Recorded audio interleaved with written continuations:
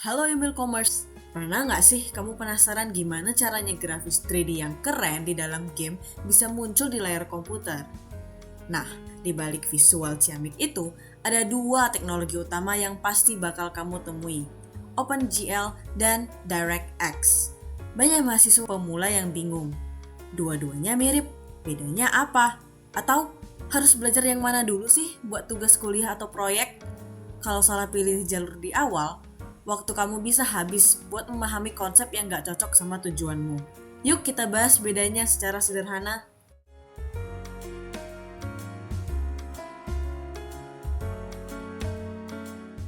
Singkatnya, OpenGL dan DirectX adalah API atau antarmuka yang menghubungkan program yang kamu tulis dengan kartu grafis atau GPU.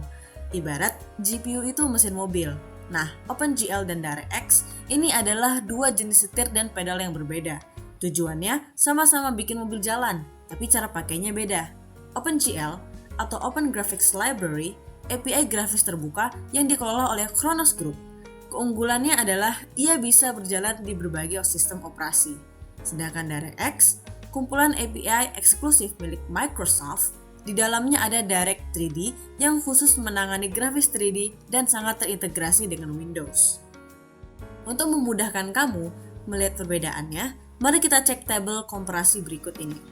Nah, bisa kita lihat faktor pembedanya dari platform. OpenGL tuh bisa lintas platform, Windows, Linux, macOS, Android maupun iOS. Sedangkan DirectX hanya eksklusif ekosistem Microsoft, Windows dan Xbox saja. Untuk gaya API, OpenGL itu menggunakan konsep State Machine Global yang berurutan, sedangkan DirectX berorientasi objek atau OOP yang sangat cocok untuk pengguna C++.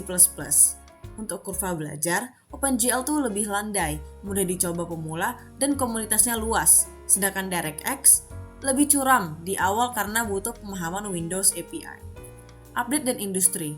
Update untuk OpenGL itu lambat, tapi dilanjutkan Vulkan, dominan di game mobile. Sedangkan DirectX update itu agresif, fitur ray tracing, dominan di game AAA PC.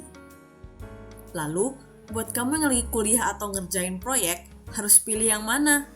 Ini panduan gampangnya. 1.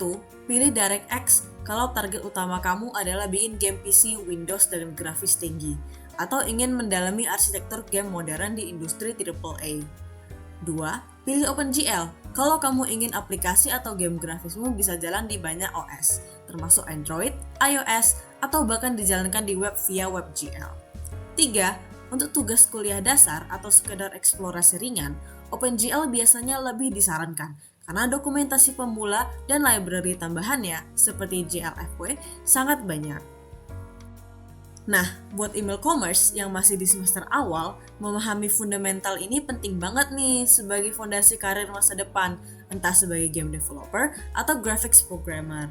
Dunia kerja mencari orang yang paham alasan di balik alat yang mereka pakai.